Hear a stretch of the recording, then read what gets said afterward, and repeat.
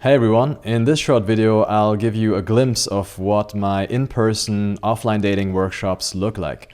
But for those of you who don't know me yet, my name is Achil Prabhat Rudolph. I'm a social confidence coach and I work predominantly with South Asian origin men who live in the West and who want to build the kind of confidence that is necessary to attract the right partner without dating apps. And what I do once in a while is that I invite my clients and some new people into a workshop where we really go out to a social venue and we actually talk to strangers together. And I push them to make that step, especially if they haven't done that so often yet. And at the beginning of these workshops, I always give an intro speech where I fire them up, where I show them why it's so amazing to learn this and why it's the best way to meet a significant other in the 21st century. But it's not so easy for me to record and post these videos. And when you see me on Instagram, even on some of these YouTube videos, I often edit it and I have to really select little snippets that work for me. But the goal when I started this whole process of becoming a public speaker 2 to 3 years ago was to become so good at it that I can just speak for 20 minutes to a crowd of 15, 20 people and then post the entire video online. And that's what happened here. For the first time, I am able to share the full intro speech because I'm happy with it. I'm like, yeah, I had to cut out tiny little gaps here and there, but I own and I stand behind what I said there. This is my current challenge because speaking on camera, speaking online is still pretty difficult for me. And it used to be extremely scary when I was in school. I hated speaking. I would try to learn the script of every presentation by heart, but then it got too tedious. So I always just learned the first few sentences and after that I got nervous and completely bombed it. But now I'm really happy to be able to just speak freely and just post it. Of course, you might be at a different level and this social confidence journey just keeps going on. And I want to show you by saying this that you will always want to get to that next level. When you figure out how to talk to strangers in the real world, you'll want to talk to groups in the real world. When you talk to groups, you might want to talk to groups with attractive people in the real world. And then after that, you'll be like, now it's time for me to learn how to talk to millions and masses online. And so wherever you are, the same principles really apply, and I'm still applying the same principles that I teach on this channel. If you are at this level where it's still a bit hard for you to really just approach a single stranger somewhere outside, then this video is for you, because in this motivational speech, I get people fired up to just do it at least once. And so I hope that this video is not just something you watch and go back to your regular life. It's meant to be watched before going out. And I hope it can inspire you to just get up at the end and say, I'm going to do it. I'm going to say hello to one stranger.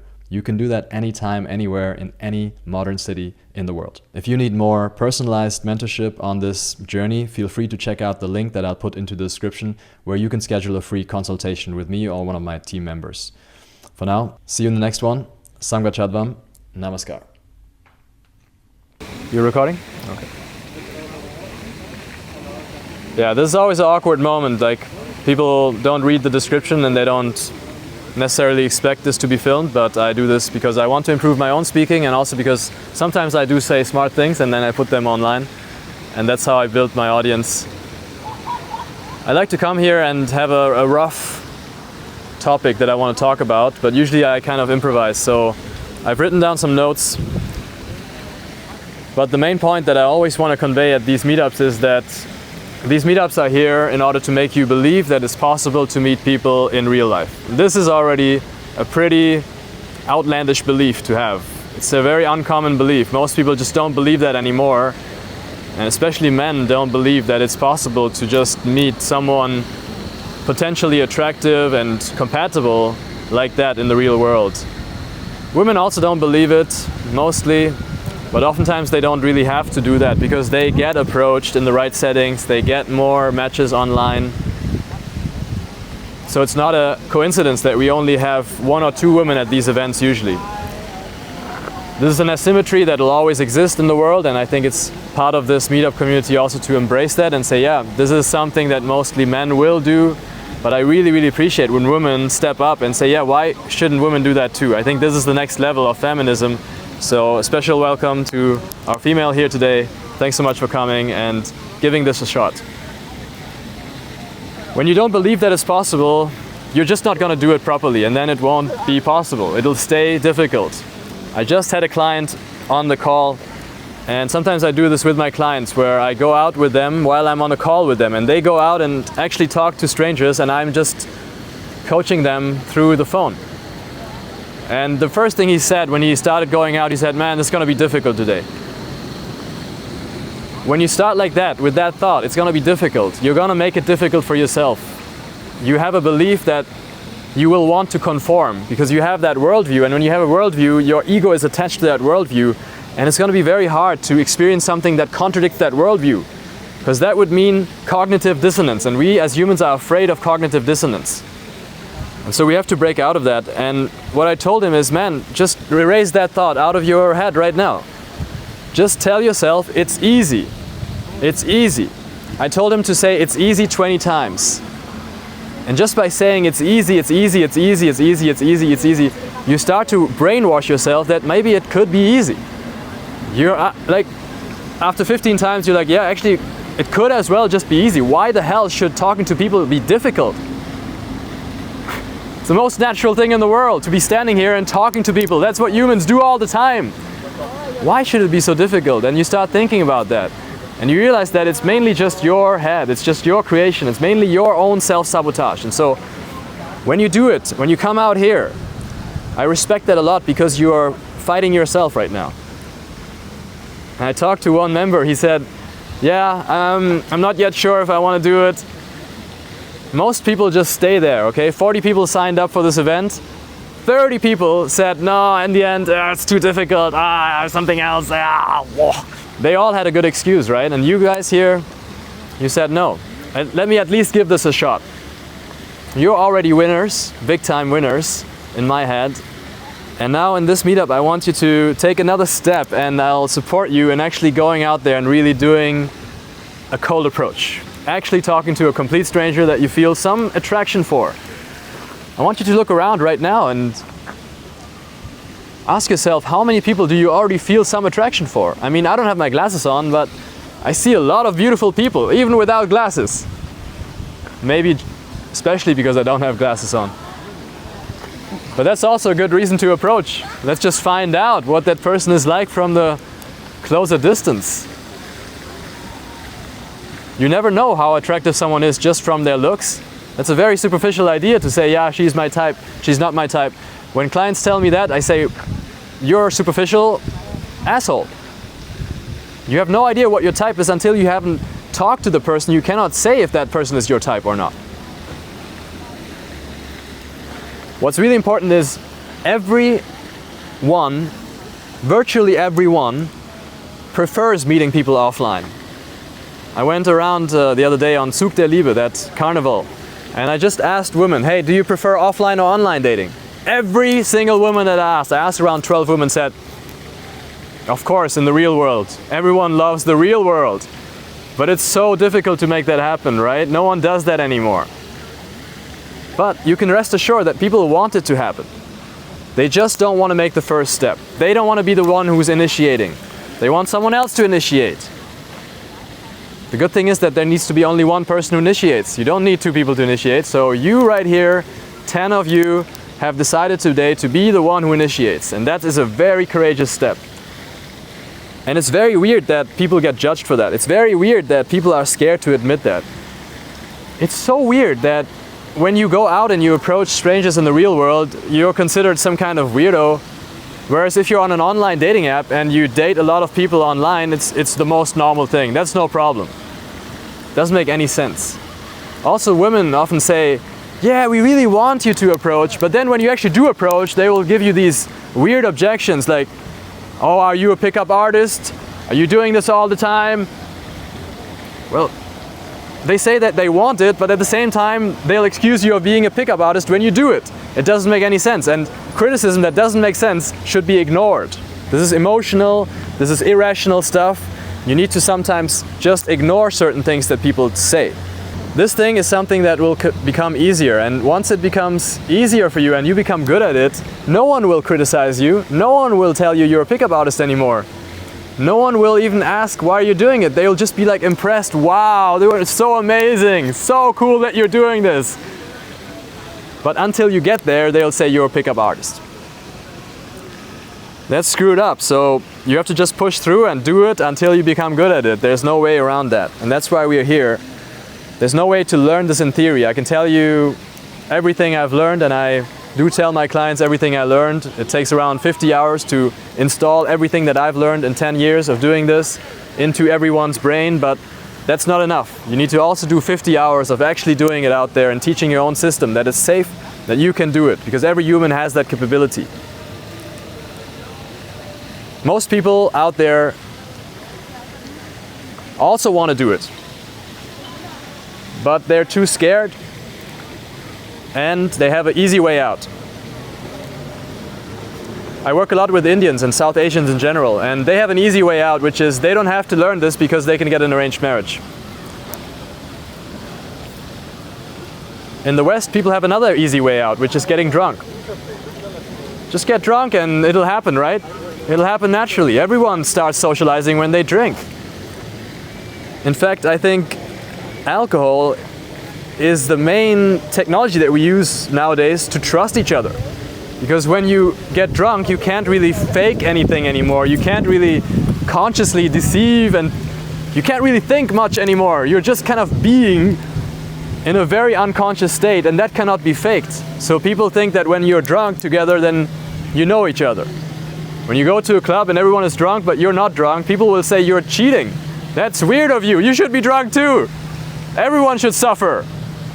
That is again bullshit, and you should reject it. It doesn't work for everyone. I mean, I had a strong reason not to drink. First of all, I'm from this Indian background where drinking is not really accepted, and I think it makes sense. It's a waste of time for me. And once I started building this community and building my dream business, I said, this is going to be difficult, and it didn't work for many years. 2 or 3 years it didn't work at all. And so I said, I have to give it my best. I have to sacrifice the things that are not definitely serving my purpose. And alcohol and drugs was very clearly not serving my purpose. So that's the first thing I dropped. I said, if I want to give this a shot, I have to do it without alcohol and drugs and try at least for 1 year. What happens if I give it my everything? Because if I didn't do that, then I would have given up, and I would never have known whether it's because I didn't stop drinking. What a shame if you just give up your dream just because you didn't have the strength to give up drinking. Nowadays, I see so many people who have dreams and they just give up, but they need that Saturday night out, getting wasted, basically spending 2 days doing something that doesn't even contribute to their dream. I don't take those people seriously anymore. If you have a dream and you really want to achieve it, then that's the first thing you're going to sacrifice. For anything that's difficult in life, you will have to fight. You have to sacrifice. You have to get to that point where you feel like you have spent more time than anyone else doing this particular thing that you're doing, so that you are the expert, so that you're the man, so that you can stand here in the middle of the circle and tell people, this is what I believe, this is what I stand for, this is who I am. The beautiful thing, of course, in online dating is that you don't get the rejection in your face. But there is something that most people don't know about in offline dating, which is very similar to a swipe. You can ensure that you're not going to get rejected if you have a good vibe with the other person just from the way you look at them and you have eye contact before you actually say hello. Now, most people here will not experience this today. Most people here will not get eye contact because we didn't practice this enough yet. We don't have that energy and that presence yet. But once you get to that point where you've done it 100, 200 times, you'll feel a social aura. You'll feel that attraction, and you can send it out through your eyes. And you can actually connect to people just by looking at them in a funny way, and they'll look back at you in a funny way. And that is a swipe. That is a right swipe from the other person. They just told you, hey, I'm kind of open to interacting with you. That doesn't mean they want to go home with you, but that means that they're kind of curious to know what you are about. So that makes everything so much easier. But I want to tell you guys, this is not something that you can practice right here today in an hour. This is something that you do at home for years. And you do that by being happy with your life. You do that by being happy with your story, by doing something that you actually enjoy doing, by feeling like you're the hero of your story. And so for people here who don't feel that energy right now, where they're like, yeah, I'm pretty cool, I'm amazing, there's work to do at home. This is the safest way to get successful at this. Build the belief that you are amazing. And I believe that everyone can build that belief. And some of you, I can see that from your eyes, are like, yeah, this is too much. This is like kind of American. I don't want to think of myself as amazing. Okay, let's argue it out. I would argue that it is the laziness inside of you that's saying that. The lazy bastard that doesn't want to do the work of being amazing. And of course, amazing means something else for everyone. You have to define that as well. It's an additional homework to even know what your story is, what your goal is in life, and how you can be the most amazing version of yourself.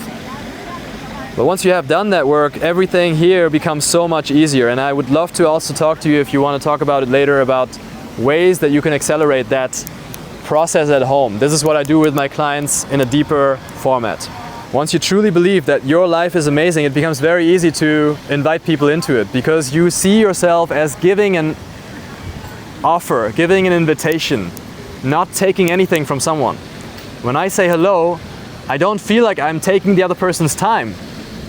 I am taking the other person's time, 2 or 3 seconds of their attention, but what I'm offering is worth so much more. So in effect, I'm giving them a very valuable opportunity to get to know me.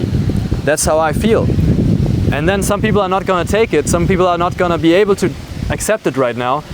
And there's 2 explanations in my mind, 2 obvious ones. First one is they're just really busy. Happens. Or they're kind of weird. They're kind of weird in a way that they're just incompatible with me. They don't see my value. They have different values. That's also fine. None of these things hurt me. So rejection doesn't hurt me at all. It's just kind of neutral. I think there needs to be a time in everyone's life where they really take this to an extreme and say, hey, I'm gonna just talk to everyone that seems compatible. You know, if you don't do that, if you don't have like a few months in your life where you're like, this time I really tried everything, then you're going to go into a relationship at some point, maybe you're gonna get married, then you see someone walking by and you're like, I could have been with that person. I'm not saying you need to sleep around and have a lot of relationships, but I think you should have tried to approach all the people that you feel like they could have been compatible. Because then when you're in a relationship, when you're in a marriage and you have your child playing around on the lawn, you're like, yeah, there's a really attractive woman over there, but I did approach those women and I know what it's like, and I know that they're not compatible, or I know that I'm not in their league, or I know that it's just not meant to be. I think a lot of people mess up their lives by committing too early without having tried their best. There's no time pressure in a way, especially for men, I guess. You have some time to really figure this out. And I think it's also important to note that as a man, you can always attract younger partners. And a lot of people also mess up their lives by marrying too soon, having children too soon, and then they don't even have the time anymore to actually pursue their dreams. I know so many men who have big dreams, but they already have a family and they just can't do it. So get that out of the way, get that done, get through with that phase where you're like, this is my exploration phase, this is where I get to know all the different options that I have. And then settle. I'm a big proponent of relationships. Do settle. It'll feel like settling. You will feel like shit, I could have done more, but that's the nature of life. You need to decide at some point and settle. And then you're free to pursue all these other projects, all these other big dreams that you have. And then it's going to be a very different problem that you have. You're going to be like, oh my God, I can talk to anyone. It's so easy for me to connect. Now I have to really choose. It's going to be a bit hard for you to stay in that relationship as well, because you'll be like, in a city like Berlin, you could talk to any of these people out here, and you really have to force yourself to stay focused and stay committed. You have to kind of unlearn the skill that you had built, and that's going to be a bit harder for people who do this offline. On dating apps, you can just switch off the app, right? You'd uninstall the app, your dating life is over. When you learned that skill, it doesn't leave you. You can't switch off the real world. Those people will always be around. I always like to talk a little bit about a specific subgroup here to wrap it up today. because I work a lot with South Asians. I know you're not South Asian, you're East Asian, one South Asian here today, two. And they certainly face specific challenges. One of them being that they have a belief, again, this kind of self-perpetuating belief that brown skin somehow makes them less attractive, or the Indian accent, or Indian culture. You need to know that women really don't have a problem with you being Indian. They have a problem with you being insecure. They have a problem if you're being hypocritical, if you're being anxious, if you're being toxic, frustrated. But these are all things that you can definitely work on, and they unfortunately, very unfortunately, seem to be correlated with being Indian. And so if you're in that subgroup, I'd love to talk to you after the speech here and actually have a little bit of a one-on-one where I can help you potentially break through some of these belief systems. There's a process, and people who work with me for 5 to 6 months and actually do the exercises that I give them, they break through that. And they end up going on 2 to 3 dates every single week. One guy is just now in that exploration phase where he really has to deny and reject women for the first time in his life. Finding a partner for a long-term relationship has become pretty difficult in this day and age, and the best way to just solve that problem is to be an amazing man or an amazing woman, really. It's the same. Because for amazing men and women, it is not difficult. So even though it sounds a bit cheesy, let's really try to be our most amazing version today. And I want you to ask yourself right now, what is something that you can do in this moment to be a bit more amazing? Let's not call it amazing even. Just a little better. What could you do right now? Is it maybe your posture? Is it the way you're paying attention? Is it the way that your mind is talking to yourself? Is it the way that you hold eye contact? There's thousands of things, and when you start thinking about that, you don't have time to complain anymore. You just don't have time to complain about anything because there's so much that you can change. And life gets better and better when you start thinking like that. So with that little bit of a longer intro speech, I want to send you out now and actually have you pair up and do some interactions with real strangers. I have an advantage now because I talked for a little bit of time, so I'm kind of in the flow right now. I don't care what you think. I'm like, yeah, I can talk forever. You know, if the person doesn't respond, I don't care. I'm just gonna have fun with myself. I could do that. You need to get into that state. So before you talk to a stranger, talk to the person that you are actually winging with for a few minutes. Get into that place where you feel like, yeah, it's fun to talk. There's always something interesting to know about the other person. You can always have fun in the conversation because language is such a beautiful thing. You can have so much fun with language. If you don't know how to do that, read books. But conversation is also a good start. Just try to express yourself. Actually ask what you're curious about. And let's actually do that for a moment just now. Let's look around and ask ourselves, what would we be curious about? There was a woman there that was reading a book. I would be curious, what book are you reading? This gentleman, he's very well dressed. I would be very curious to know how he learned his fashion style. Was it from his parents? Did he learn it online? I want to have a fashion style like that, man. Coming from work. This is your work outfit. Beautiful. I'm curious what you're working, because I have a feeling that you're not into like really technical stuff. Maybe you're a business or project manager. No, I am a tech architect. Tech architect. Fantastic. Was also my job for a while. See, there's so many things that you can be curious, and this is a good way to start the conversation. Just follow that curiosity. Do it with your wing person, and then do it with someone that you just met.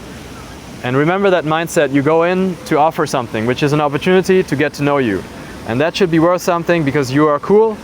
If you don't have that belief, I want to talk to you because we can make that happen for you. Let's have you two go together. You two. Greg and Johannes, Vinayak, you two. And you two are a pair. And you have around half an hour to 40 minutes to do a couple of interactions. You know, we always say for people who are new here, 1 interaction is enough. For people who have been here before, let's do 3 interactions as a minimum. Interaction means that you say hello to someone and they notice you. Okay? It's very easy. Just gonna give you a demonstration. Hello? Okay, that was an interaction because she noticed me. Okay, that counts. That counts. Okay, that's all. The moment you do that, you won. You won today. Okay, it's not that easy to do that. And if you're advanced, then of course you want to not just say hello, but actually go there and say hello. Nice to meet you. My name is Achil. I would love to talk to you. I'm a very friendly man, and I'm amazing. Don't do that.